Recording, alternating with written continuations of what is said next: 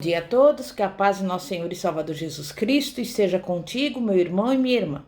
Nós aqui estamos vendo a oração do Pai Nosso, que é a oração que o Senhor Jesus nos ensinou. E essa oração diz assim: Pai Nosso que estais no céu, santificado seja o vosso nome, venha a nós o vosso reino, seja feita a tua vontade, assim na terra como no céu. O pão nosso de cada dia dai-nos hoje. Perdoa-nos as nossas dívidas, assim como nós perdoamos nossos devedores. E não nos deixes cair em tentação, mas livra-nos do mal, pois teu é o reino, o poder, a honra e a glória para sempre. Amém. Nós vemos aqui, naquela parte que diz: o pão nosso de cada dia dá-nos hoje. Nas três primeiras proposições, nós usamos o pronome na segunda pessoa do singular: teu reino, teu nome, tua vontade. E nas três últimas, o pronome é nós, nos e nosso. Primeiro, pensamos em Deus, e só depois é que podemos ocupar-nos de nós mesmos.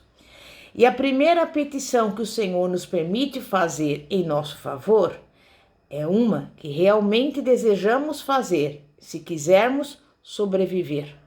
O pão nosso de cada dia dá-nos hoje, o que engloba todas as nossas necessidades materiais.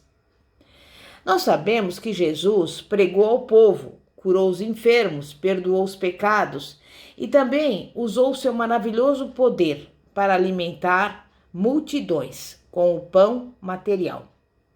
Se examinarmos a vida do Senhor, veremos que ele conhecia a luta diária pelo sustento. Ele sabia o significado da pequena oferta da viúva pobre. Sabia o que poderia representar a perda de uma moeda valiosa. Sabia o que era usar roupas remendadas. Mesmo após a ressurreição, ele se interessou por alimentos. Nós o vimos acompanhado dos discípulos até em casa, naquele primeiro domingo de Páscoa. E ele lhes falou de esperanças e depois encontrou tempo para sentar-se à mesa com eles. Jesus sabe que nós temos que comprar mantimentos, pagar o aluguel ou a prestação da casa, adquirir roupas. Sabe que haverá despesas com as crianças na escola e todo tipo de contas para pagar. E não somente isso, ele conhece os desejos e necessidades pessoais que temos, além das coisas essenciais. O Deus que nos criou está interessado em nossas necessidades físicas e espera que nós lhe falemos a respeito delas. Todos os dias, o sol se levanta no horizonte e aquece a terra. Se ele deixasse de brilhar por um minuto que fosse, toda a vida sobre a terra se extinguiria. As chuvas servem para irrigar a terra. A fertilidade se encontra no solo, a vida nas sementes, o oxigênio no ar. A providência de Deus está ao nosso redor o tempo todo, em abundância incrível. Mas nós encaramos todas essas coisas como sendo corriqueiras. Muito antes de nós nascermos, Deus já havia respondido essa nossa petição de bênçãos materiais. O pão nosso de cada dia dá-nos hoje. É uma oração que realmente já foi atendida. Ela é uma declaração do que ele já fez. Mateus conta que havia 5.000 pessoas no deserto. Elas estavam famintas e o Senhor desejava alimentá-las. Os discípulos fizeram um levantamento da situação. E tudo o que puderam encontrar foi o lanche de um rapazinho que contava com 5 pães e 2 peixes. Eles criam que aquilo era pouco demais para ser levado em conta. Era tão pouco que não adiantava nem tentar. Mas vejamos a atitude de Cristo. Ele não reclamou da quantidade. Antes, a primeira coisa que fez foi agradecer. Depois, utilizou o que tinha em mãos e começou a partir pedaços de pão e distribuí-los. Para espanto geral, aquele alimento deu para todos. Na verdade, houve mais do que o necessário e eles recolheram 12 cestos cheios de sobras.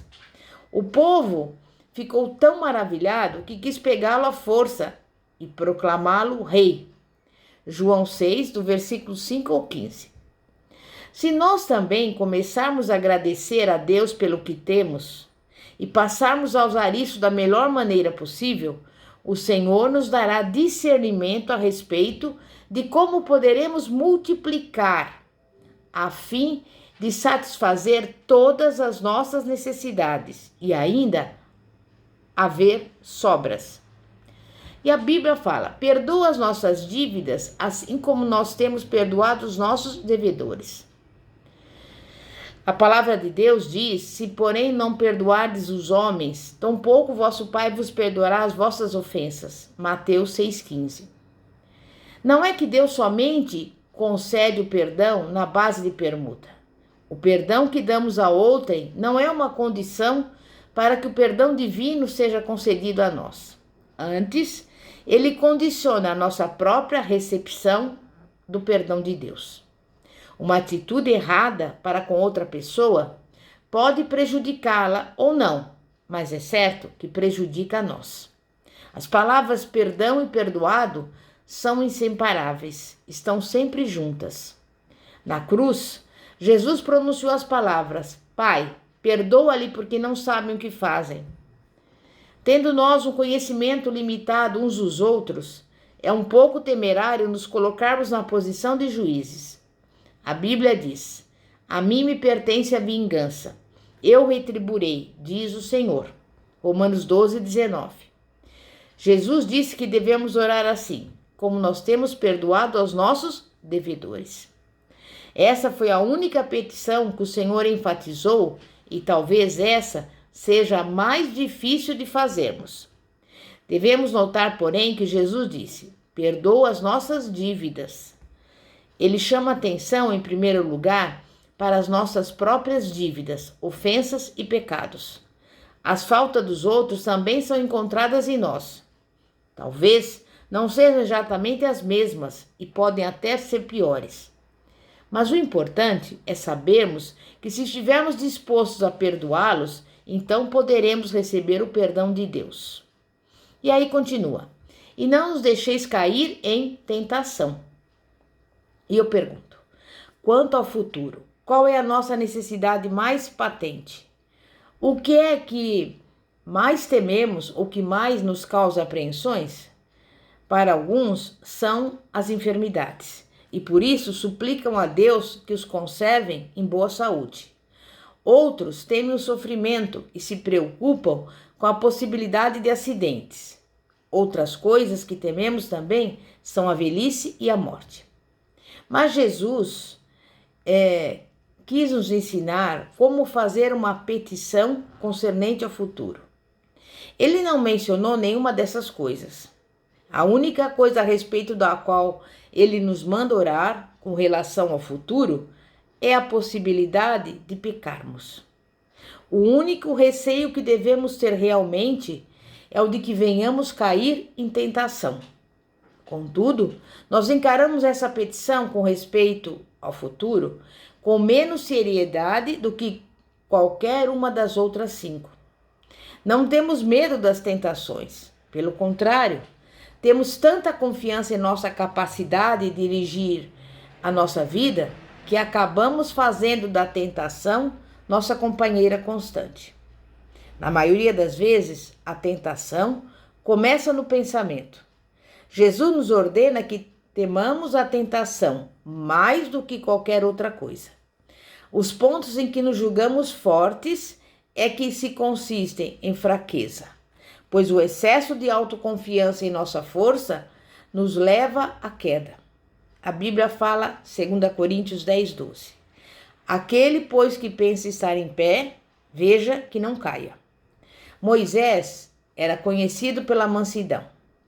Mas no momento em que tentou se apoderar do poder de Deus, batendo na rocha, ele perdeu a sua oportunidade de entrar na terra prometida. O ponto alto da personalidade de Pedro era sua coragem impulsiva. Mas no momento em que deveria apelar para a sua qualidade mais forte, esta lhe faltou e ele negou ao Senhor. A força do homem se mede pelos seus momentos de maior fraqueza. Não podemos acabar com a possibilidade de tentação, porque somos dotados com a liberdade de escolha e todos corremos o perigo de cair. Mas Jesus nos adverte: se a tua mão direita te faz tropeçar, corta e lança-te de ti. Mateus 5:30. Quando ele disse mão, queria dizer a obra das mãos, tudo que te vier às mãos para fazer. Se o trabalho diário de alguém o coloca em situações em que será mais tentado, é melhor desistir do emprego à custa de sacrifícios pessoais. E ele disse também: se o teu olho direito te faz tropeçar, arranca-o e lança-o de ti. Mateus 5:29. Ele desejava se referir às coisas em que os nossos olhos estão fixados, nossos objetivos e ambições. Se a direção que a nossa vida está seguindo implica em perigo para a nossa alma, é melhor procurar outra estrada. Não nos deixes cair em tentação. É uma petição que nos leva a examinar as nossas decisões diárias e a olhar não para os nossos alvos, mas para o destino final da estrada em que nos encontramos. Quando desejamos sinceramente nos colocar acima das tentações e buscarmos a libertação em Deus, ocorre em nós uma renovação de forças e um espírito de confiança brota dentro de nós. Em Judas, versículo 24, está escrito: ora, aquele que é poderoso para vos guardar de tropeços e para vos apresentar com exaltação, imaculados diante da sua glória. Devemos compreender que fomos criados para a vitória e não para a derrota, que temos que vencer o mal e não ser derrotados por ele, e então, de forma triunfal, podemos declarar como o apóstolo Paulo disse: eu tudo posso naquele que me fortalece. Nós podemos encarar o futuro tendo tal confiança e declarar de forma gloriosa: teu é o reino, o poder e a glória para sempre. Amém. E aí veremos a vitória de Deus, tanto no mundo como em nossa vida, em nome de Jesus. Amém? E que você também possa, cada vez que você orar essa oração que o Pai nos ensinou, ter esse entendimento do seu significado, em nome de Jesus. Santíssimo Deus e poderoso Pai, Pai de nosso Senhor e Salvador Jesus Cristo, nós te louvamos, nós te agradecemos, porque nesse dia de hoje nós compreendemos verdadeiramente o significado, Pai, da oração que o Senhor nos ensinou. E queremos te pedir, Pai, que a cada momento nós venhamos nos ocupar, Pai, de verdadeiramente saber que para ti não há nada demasiadamente difícil e que nós, pela fé e pela obediência, seguimos cada dia em frente, sabendo que nada está fora do seu controle, porque o Senhor tem domínio sobre todas as coisas. Tu és o Deus Todo-Poderoso, tu és o soberano que tem tudo sob o controle. Claro que muitas vezes nós achamos que as coisas não estão sob o seu domínio, mas nós temos que saber que nada, absolutamente nada, foge do seu controle. E é por isso que nesse dia de hoje nós nos entregamos a Ti. Reconhecemos que somos totalmente dependentes do Senhor. E te pedimos, meu Pai, que o Senhor venha dar a cada dia sabedoria, discernimento e coragem para nós avançarmos, para seguirmos em frente, em nome de Jesus. Amém e graças a Deus. Pastora Fátima, da Igreja Evangélica Apostólica Poder de Cristo. Glória a Deus, aleluia.